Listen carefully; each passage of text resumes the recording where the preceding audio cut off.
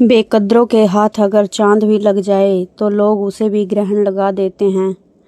अर्थात कोई कितना भी हंसमुख इंसान हो, लोग उसे जिंदा लाश बनाने में कोई कसर नहीं छोड़ते। राम राम जी सारुना, कैसे हैं आप सब? आई होप, उम्मीद करते हैं आप सब अपने घर में अच्छे होंगे। मैं भी अच्छी हूँ। सुबह उठ गई थी, उठने के बाद लग गए थे डेली रूटीन की तरह काम पर। फिर मैंने पहले वो दवाई ली, दवाई लेने के बाद फिर मैंने मेन गेट का लॉक खोल दिया था, गीज़र ऑन कर दिया था। थोड़ी देर बाद मैं नहा कर आ गई थी। फिर बच्चों को भी उठा दिया था, आप सब देख सकते हैं। तो फिर मैंने रख दी थी उबलने के लिए चाय। तो चाय उबल ही रही थी तो साथ साथ में मैं और भी काम कर रही थी। बाहर का व्यू बहुत अच्छा था तो फिर मैंने दूध भी ले आई थी।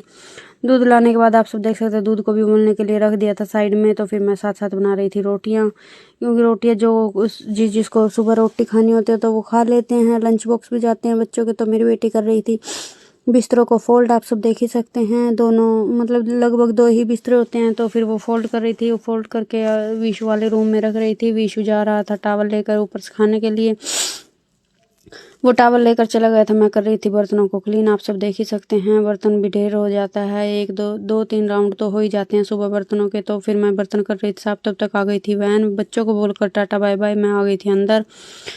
तो अंदर आने के बाद आप सब देख ही सकते हैं फिर मैंने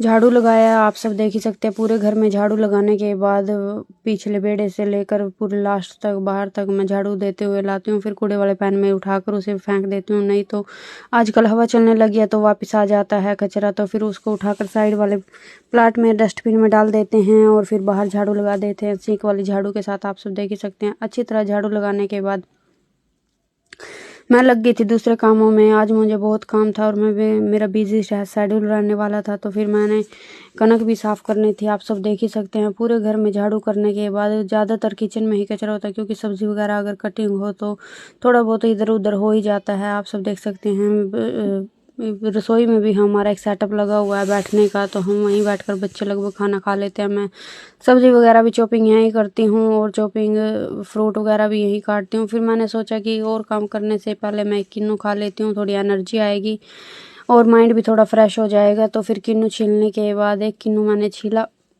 आजकल किन्नू बस थोड़े ठीक ही आते हैं, किन्नू का मौसम भी जाने वाला है और ये पानी वाला होता है तो अच्छा ही रहता है। तो मैंने किन्नू खाने के बाद किन्नू को कुछ अच्छा निकला, कुछ बस ठीक थोड़ा फूसे फूसे से वाला निकला जो कि फिक्का होता है। फिर मैंने की कणक साफ, आप सब देख सकते हैं। पूरी कणक साफ मुझे कम से कम 2 से ढाई घंटे लगे, क्योंकि कनक में वैसे तो साफ़ थी बट उसमें मिट्टी की छोटी छोटी गुठलियाँ थी जो कि निकालनी ज़रूर थी, कि नहीं तो आटे में किरकली हो जाती। तो फिर मैंने अच्छे से कनक साफ़ की। बैठने के बाद मुझे बैठने का बड़ा इशू रहता है, बैठा मुझसे नहीं जाता और मैंने आज हिम्मत करके ये करना ही था, नहीं तो मैं आंटी से करवा लेती हूँ कनक साफ़। बट अब मुझे लगा कि आज मैं कर ही लूँगी, तो मैंने हिम्मत मार के कनक साफ़ करने में बैठ गई थी। आप सब देख ही सकते हैं, एक के बाद एक झरनी मैं लेती गई और दूसरे कट्टे में साफ़ कर करके डालती गई।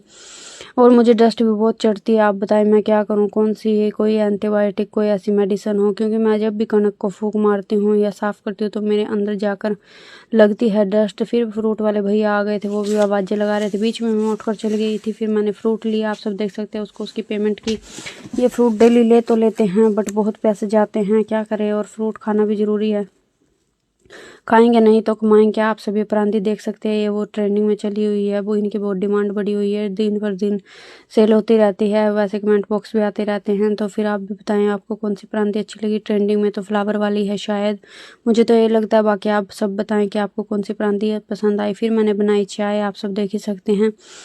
चाय बनाने के बाद थोड़ी चाय की चुस्की ली, कोई आ गया था तो मैंने उनको चाय पिलाई। फिर मैं और शेफाली बैठे थे दुकान में, मुस्कान चली गई थी तो फिर मैं और शेफाली चल दिए थे बच्चों को लेने के लिए। आप सब देख सकते हैं, शेफाली को उतार दिया था रास्ते में, उसका था मेरे साथ आधा सफ़र।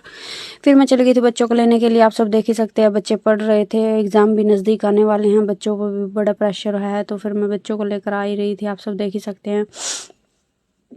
बच्चे भी बहुत थक जाते हैं और मैं भी कभी कभी लेट हो जाती हूँ। फिर मेरे बेटे की साइकिल की चैन में हो रखी थी प्रॉब्लम, ये बहुत दिनों से कर रहा था, दिखाने मुझे भी था। फिर मेरा बहुत बिजी शेड्यूल चले हुए था, आज थोड़ा टाइम लगा तो हम चले गए थे साइकिल देने के लिए।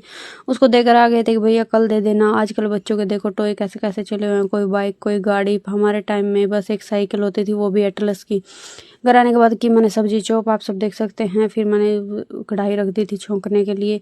तड़का लगाने के लिए आज मैंने आलू गोभी, मैंने लास्ट बार शायद अब की बार सीजन में मैं 3rd बार गोभी बना रही हूँ। आप सब देख ही सकते हैं। मतलब हम इतने ये जैसे सर्दियों में चलती है गोभी मटर नहीं बनाते हैं, बहुत कम बनाते हैं। फिर मैंने बनाई रोटी, आप सब देख सकते हैं। आज तो मेरी कमर बड़ी दर्द कर रही थी तो मैंने बैठकर ही रोटियां बनाई है। ज़्यादातर मैं बैठकर ही बनाती हूँ। और साइड में बन रही थी सेवियाँ गरम गरम बादाम वाली। आपको भी खानी है तो बताइए। और ये अच्छी सी सेवियाँ बन रही थी। मैं बहुत पतली पतली बनाती हूँ, गाढ़ी वाली है, हमारे घर में कोई नहीं खाता। तो फिर मैंने रोटी अब मेरी बेटी को दे दी थी, उसको लगी सब्जी अच्छी। मिलते हैं